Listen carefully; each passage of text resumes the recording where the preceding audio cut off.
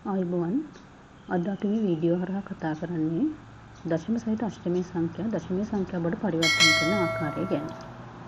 මම උදාහරණයක් විදිහට මුලින් අරන් 33.28 අටේ පාදයෙන් තියෙන්නේ අෂ්ටමයේ සංඛ්‍යාව දශමයේ සංඛ්‍යාව බවට පරිවර්තනය කරන්න. අපි පාර්ට් 7 වීඩියෝ එකේදී දශම සහිත ද්විමේ සංඛ්‍යා දශමයේ කරලා තියෙනවා. එතකොට දැන් මෙතන අෂ්ටමයේ සංඛ්‍යාවක් තියෙනවා. එහෙනම් මුලින්ම මම මේක පැහැදිලිව පැත්තකින් ලියාගත්තා. දැන් සංඛ්‍යාව මම වගුවක් ඇතුළට දාගත්තා. වගුවක් අවශ්‍ය නැහැ. මම පැහැදිලි කරන්න ඕන නිසා මම වගුවක් මේ ඇඳලා තියෙනවා. 33.28 ලියලා තියෙනවා. මෙතනදී 33 කියන එක ස්ථානීය අගය ගාවින් තමයි අපි දශම සිතෙන් මේ පැත්තේ තියෙන අගයට ස්ථානීය අගයන් දාන්න පටන් ගන්නවා. කියන්නේ 33 කියන එක තමයි 8 බිඳුවන ස්ථානය. ඊට පස්සේ වම් අත පැත්තට 8 1 8 2 විදිහට බල දාගෙන යනවා. දශම ස්ථාන පටන් ගන්නකොට මේ පැත්තට 8.81 කියලා වැඩි වෙනවා නම් ආපස්සට යද්දී 8.1 8.2 විදිහට අඩු වෙගෙන යන්න ඕන. ඒ විදිහට ස්ථානීය අගයන් දැම්මා. ඊට පස්සේ ස්ථානීය අගයන් වලින් ඇත්තටම නිරූපණය වෙන්නේ කීයක්ද කියලා බලන්න එපා. ඒ නිසා මම ඊළඟ තීරුවෙන් මම 8 කියන්නේ කීයද?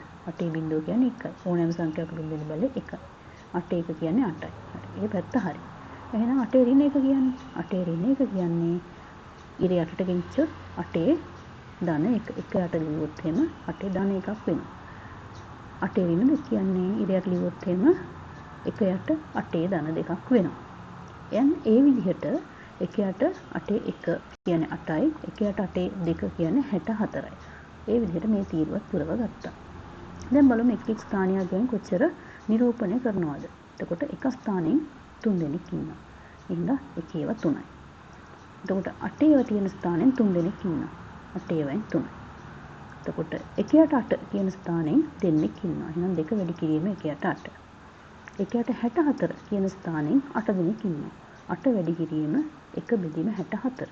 එහෙනම් අපිට තියෙන සුළු කිරීමක් නේද? එහෙනම් මෙතන 3 එනවා. මෙතන 8 3 24 එනවා. 2 වැඩි කිරීම 1 බෙදීම 8 කියන්නේ 4න් 1යි. 8 වැඩි කිරීම 1 යට 64 කියන්නේ 8න් 1යි. අපි ওই දශමයන් දන්නවනේ 4 1යි කියන්නේ 0.25යි 8 කියන්නේ 0.125. ඒතකොට දශම කොටස අපිට වෙනම එකතු කරන්න පුළුවන්. පූර්ණ සංඛ්‍යා ටික වෙනම එකතු කරන්න පුළුවන්. පූර්ණ සංඛ්‍යා එකතු කරාම 27යි. දශම ටිකෙන් එන්නේ 0.375. මේ ටික එක තැනක ලියුවාම 27.375 කියන පිළිතුර අපිට එනවා. එහෙනම් 33.28 8 පාදයෙන් දශමය කළාම 27.375යි. තවත් උදාහරණයක් මම ගත්තා ටිකක් දශම වැඩි කරලා 5.1 2 4 8 පාදයෙන් දශම සංඛ්‍යාවක් බවට පරිවර්තනය කරන්නයි තියෙන්නේ. මෙතනදී මම මේකත් වගුවකට දැම්මා. 5 ලිව්වා දශම 1 2 4 ලිව්වා. 5 කියන්නේ පුපුරු සංඛ්‍යා අවසාන අගය. දශම වලට කලින් අගය. ඒ කියන්නේ 1 8 බිඳුව ස්ථානය. එහෙනම් ආපස්සට යනවා කියන්නේ 8 1 8 2 8 3. 8 බිඳුව කියන්නේ ඊළඟ තීරෙ මම 8 බිඳුව කියන්නේ 1යි. 8 1 කියන්නේ 1 යට 8යි. 8 2 කියන්නේ 1 යට 64යි. 8 3 කියන්නේ 1 යට 512යි. හරි. දැන් මෙතන 1 ඒවායින් 5 දෙනෙක් ඉන්නවා. 1 යට 8 ඒවායින් එක්කෙනෙක් ඉන්නවා. 1 යට 64 ඒවායින් දෙන්නෙක් ඉන්නවා.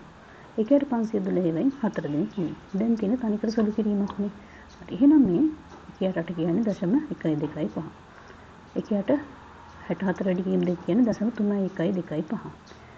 512 1 යට වැඩි කිරීම 4 කියන්නේ මෙතන දශම 0.78 කියලා වල තව දශම ස්ථාන කීපයක් තියෙනවා. මම ලිව්වේ දශම ස්ථාන 4කට.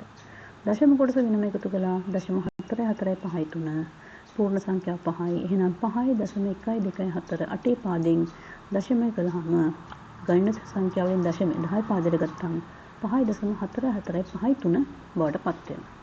එතකොට මෙතන මම ටිකක් ඉක්මනින් මේ ගණන හැදුවා. මොකද ද්විමේය සංඛ්‍යාවලදී අපි මේ ක්‍රමය මේ පැටර්න් එකම ප්‍රැක්ටිස් කළා.